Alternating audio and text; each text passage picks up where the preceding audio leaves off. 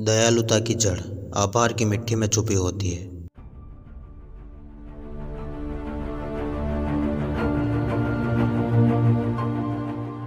एक छोटे से झगड़े से एक महान रिश्ते को घायल मत होने देना।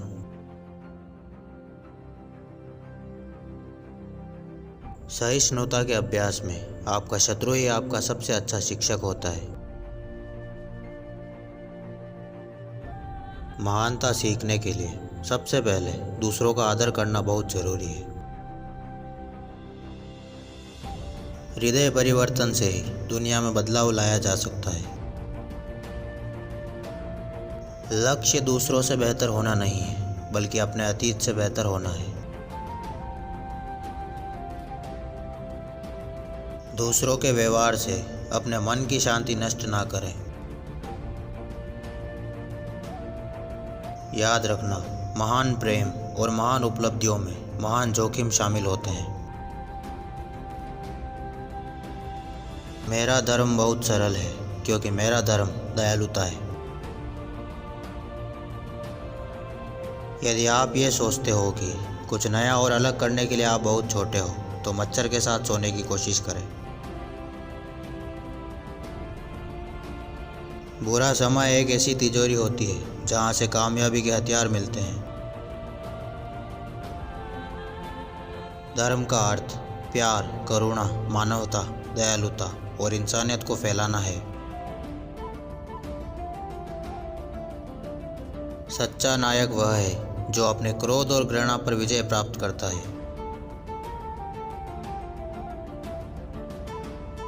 खामोश रहना ही कभी कभी बेहतरीन जवाब होता है। एक अच्छा दोस्त वही होता है जो आपकी झूठी तारीफ करने की बजाय आपकी गलतियों और आपकी कमियों को बताए।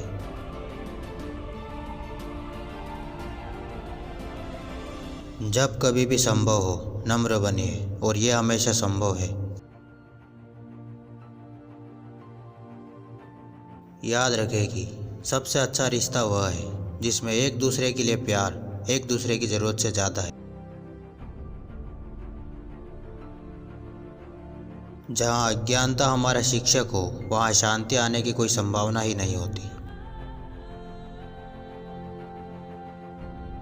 हम बाहरी दुनिया में कभी शांति नहीं पा सकते जब तक कि हम स्वयं अंदर से शांत ना हो। प्रसन्नता पहले से निर्मित चीज़ नहीं है, यह आप ही के कर्मों से आती है। अपने ज्ञान को बांटें, यह अमरता प्राप्त करने का एक तरीका है। आशावादी बनिए, इससे बेहतर महसूस होता है। प्रेम और सहानुभूति आवश्यकताएं हैं, विलासिता नहीं। इनके बिना मानवता जीवित नहीं रह सकती। हमारी सहानुभूति को विकसित करना और उसे समझना ही हमारी ज़िंदगी में खुशियाँ ला सकता है। खुशी अपने आप नहीं मिलती, यह आपके कर्मों से ही आती है। दूसरों के व्यवहार को अपने मन की शांति को नष्ट करने का अधिकार ना दें। एक सच्चा सहानुभूति वाला रवैया तब भी नहीं बदलता जब दूसरे लोग आपको गुस्सा दिलाए या दुखी करें। खुशी का अंतिम स्रोत पैसा और शक्ति नहीं है, बल्कि सहानुभूति है। हमें खुद से पूछने की जरूरत है कि खुशी कैसे मिलेगी। मैं सभी को एक दोस्त के रूप में स्वीकार करता हूँ। सच में हम पहले से ही एक दूसरे को गहराई से जानते हैं। मानव के रूप में हम सभी खुशी चाहते हैं, दुख नहीं। मित्रता विश्वास पर निर्भर करती है, धन, शक्ति, शिक्षा या ज्ञान पर नहीं। भरोसा होगा तो ही दोस्ती होगी। हम जो करते हैं उसकी गुणवत्ता हमारी प्रेरणा पर निर्भर करती है। यही वजह है कि हमें यह सीखना होगा कि दयालु मन कैसे बनाएं। दुनिया में किसी भी समस्या को हल करने का सबसे अच्छा तरीका सभी पक्षों के लिए बैठकर बात करना है। क्रोध और घृणा कमजोरी के संकेत है, जबकि करुणा शक्ति का एक निश्चित संकेत है। मैं अपने दुश्मनों को हराने के लिए उन्हें अपना दोस्त बना लेता हूँ। क्रोध आपके दिमाग की आंतरिक शक्ति को नष्ट करने का सबसे सरल उपाय है। हम धर्म और चिंतन के बिना भी रह सकते हैं, लेकिन मानवता के बिना हम नहीं रह सकते। क्रोध हमारे मन की शांति को नष्ट कर देता है। प्यार दुलार करने से हम दोस्त बनते हैं और अकेले रहने के खतरे को खत्म करते हैं। सभी दुख अज्ञानता के कारण होते हैं। लोग अपनी खुशी या संतुष्टि की स्वार्थी खोज में दूसरों को पीड़ा पहुंचाते हैं। मुझे लगता है कि तकनीक ने वास्तव में मानवीय क्षमता को बढ़ाया है, लेकिन प्रौद्योगिकी करुणा पैदा नहीं कर सकती। यदि आप दूसरों को खुशी देना चाहते हो तो सहन करना सीखें। यदि आप खुश रहना चाहते हो तो सहानुभूति का अभ्यास करें।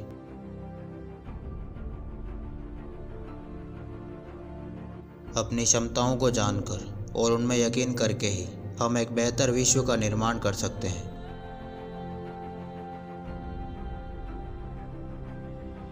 एक अनुशासित मन खुशी की ओर ले जाता है और एक अनुशासनहीन मन दुख की ओर ले जाता है।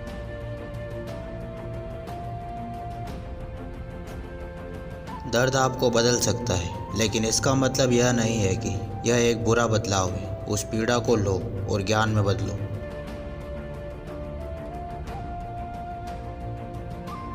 सभी मुख्य धर्मों का उद्देश्य सिर्फ बड़े से बड़े बाहरी मंदिर बनाना नहीं है, बल्कि दिल में दयालुता और सहानुभूति का आंतरिक मंदिर बनाने से है। मेरे लिए प्यार और सहानुभूति ही सबसे बड़ा धर्म है, लेकिन इसे विकसित करने के लिए हमें किसी धर्म पर विश्वास करने की जरूरत नहीं है।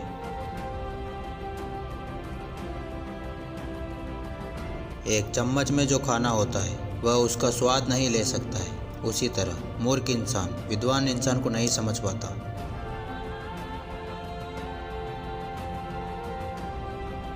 कभी कभी कठिन परिस्थितियों को टालने की नहीं, बल्कि उनका सामना करने की जरूरत होती है। तभी आपको परम आनंद की प्राप्ति होती है।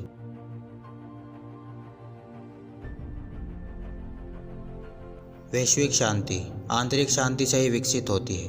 शांति का मतलब सिर्फ शोर शराबा ना होने से नहीं है। मेरे ख्याल से शांति मानवीय सहानुभूति का प्रत्यक्षीकरण है। अगर आप दूसरों की मदद करने में सक्षम हैं तो ज़रूर करिए, लेकिन यदि आप मदद नहीं कर सकते तो कम से कम उन्हें नुकसान मत पहुंचाइए। सभी प्रमुख धार्मिक परंपराएं मूल रूप से एक ही संदेश देती है: प्यार, कृपा और क्षमा। और महत्वपूर्ण बात यह है कि यह हमारे दैनिक जीवन का हिस्सा होनी चाहिए।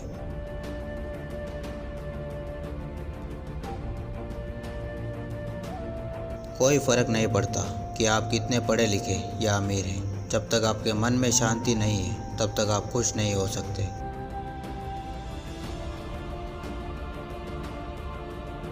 कभी कभी कुछ इंसान थोड़ा कुछ कहकर बहुत बड़ा प्रभाव डालते हैं, और कभी कभी लोग शांत रहकर भी बड़ा प्रभाव डाल जाते हैं।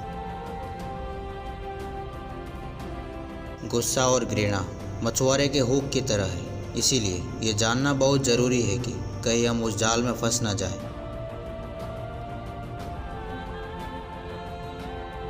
समय बिना रुके बीतता चला जाता है। जब हम गलतियां करते हैं तो हम समय को नहीं बदल सकते और बदल कर दोबारा कोशिश नहीं कर सकते।